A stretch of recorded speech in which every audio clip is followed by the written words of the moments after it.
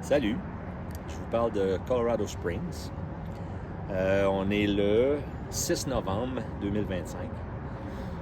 L'hiver passé, on a passé 3 mois à South Padre Island au Texas. Et puis à fin janvier, début février, on était en route pour Tucson en Arizona pour passer un autre 3 mois là. Et puis ensuite remonter au Canada. En route vers Tucson, on était, je pense, à couple d'heures de El Paso, Texas, puis on arrêtait pour la nuit. On a eu un accident avec la roulotte d'une station-service. J'ai accroché un poteau au bout des... Puis on a brisé la roulotte assez que on a décidé de remonter au Canada puis la faire réparer pour pouvoir l'utiliser cet été, visiter la famille. Puis là, ben tout l'été, avec les circonstances politiques qu'il y a entre le Canada et les États-Unis, on s'est posé la question si on voulait continuer à revenir aux États-Unis pour l'hiver.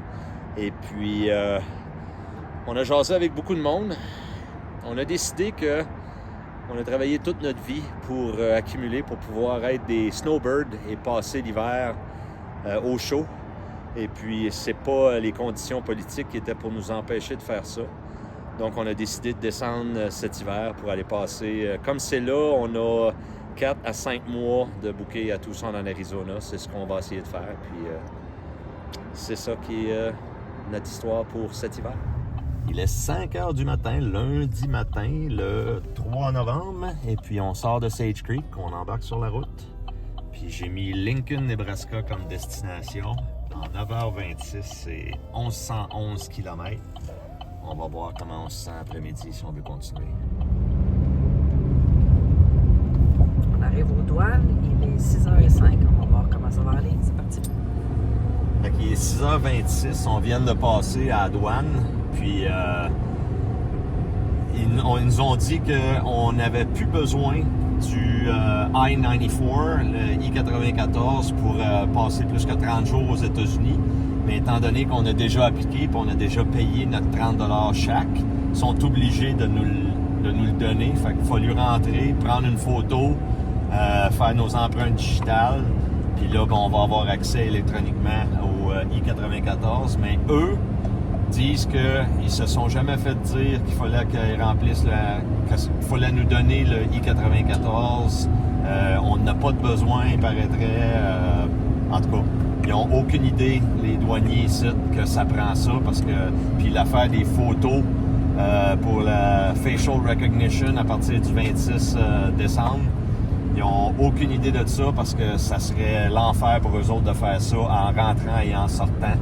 Fait que c'est des nouvelles qu'on a du président puis de nos médias que eux sont pas au courant de ça, les douaniers américains. Assez intéressant.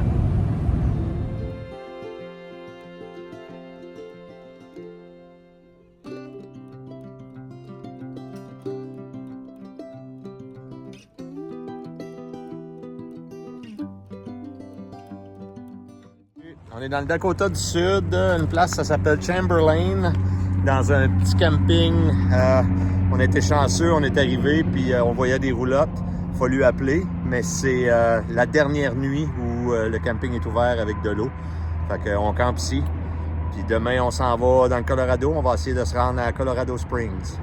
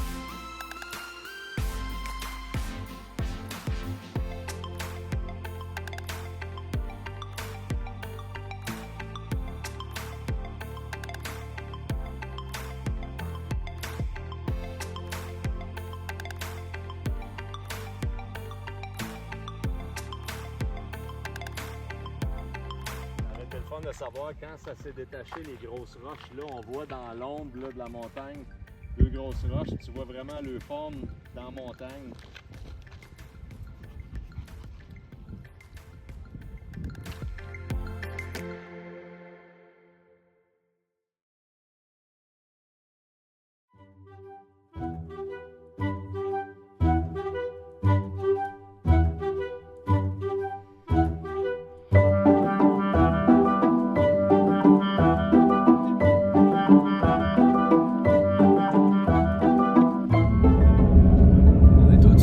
Il y a de la neige.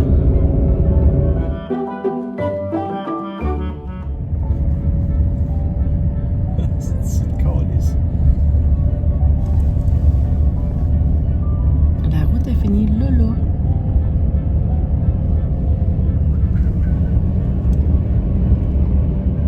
Holy shit.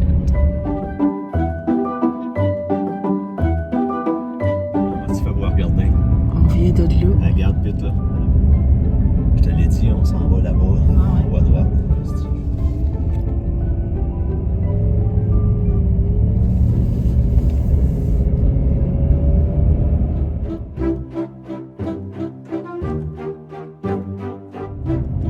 On vient de faire ça. Holy shit. We're up in the Alpine. Je sais pas comment est-ce qu'ils appellent ça.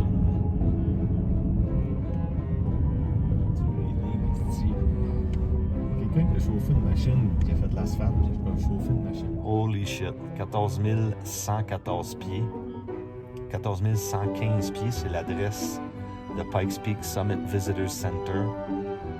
C'était assez spécial la route à monter. J'ai jamais eu le vertige comme ça de ma vie, puis il faut qu'on descende.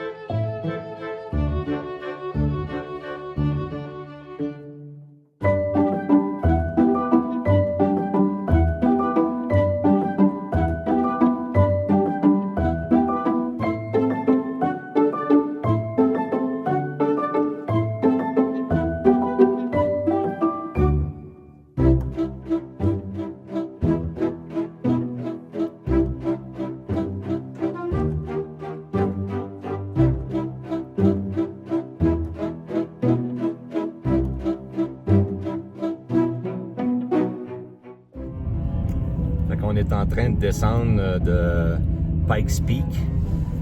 On est monté avec le camion à 14 114 pieds.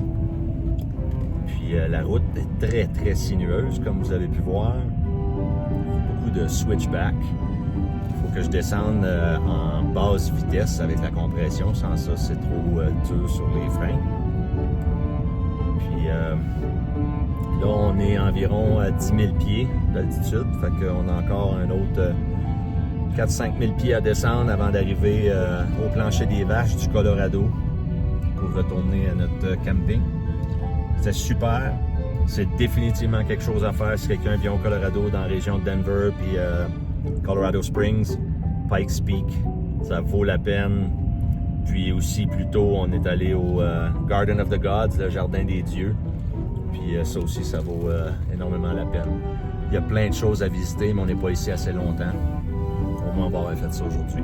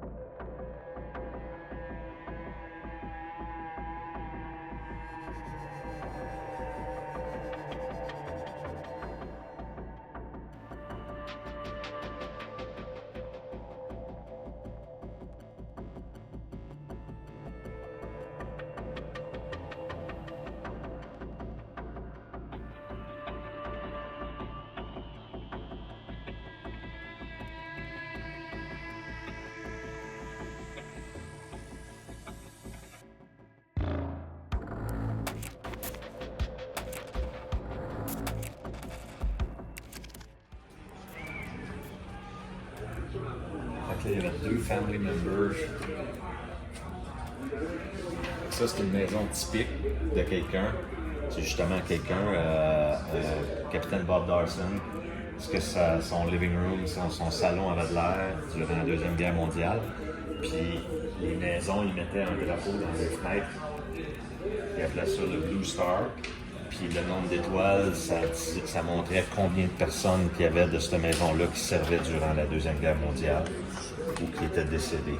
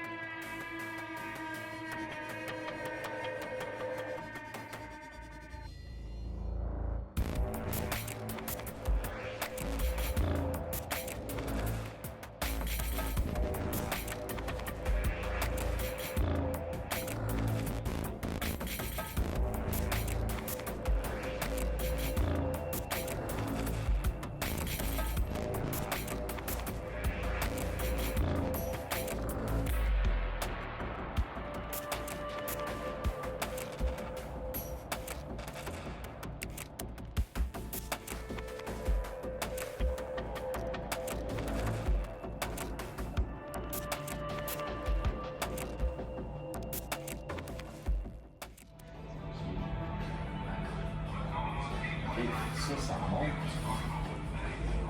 Puis la mitrailleuse est à l'intérieur.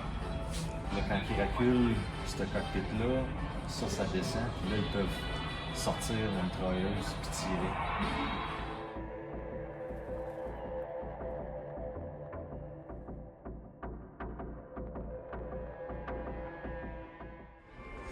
Quand que ça c'est un Catalina Flying Boat. Quand ça chassait des sous-marins allemands ou ils faisaient des recherches de sauvetage pour des pilotes ou du monde, des bateaux. Ben, on voit les grosses bulles, fait que ils pouvaient venir voir et regarder ici, puis ils voyaient directement en bas. Toutes les fenêtres sont en bulles spécifiquement pour ça.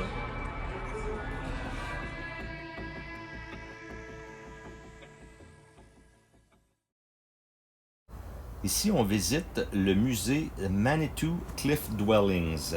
Ça veut dire des habitants des falaises. Et puis, c'est un peuple, Pueblo, qui appelait les Puebloans. C'était des fermiers puis des chasseurs des années 1100. Et puis, après plusieurs années à se faire attaquer par différentes tribus, ils ont décidé d'emménager dans des falaises puis dans les grottes qu'on voit en ce moment. Et puis, c'était des cultivateurs de blé d'Inde. Et puis, ils faisaient du pain, ils faisaient des paniers, ils faisaient toutes sortes de choses. Là, on voit les grottes, ils ont l'air pas mal ouvertes et assez vastes. Mais il y avait plusieurs planchers de bois qui n'existent plus aujourd'hui. Vraiment, vraiment beau. Plusieurs familles habitaient dans cet endroit-là spécifique. Mais il y en avait plusieurs, j'imagine, au travers du Colorado. Ça, c'est juste un exemple de ça. Puis, ils sont sortis de là dans les années 1300 pour commencer à migrer au travers du Colorado, puis développer plus de fermes et la chasse.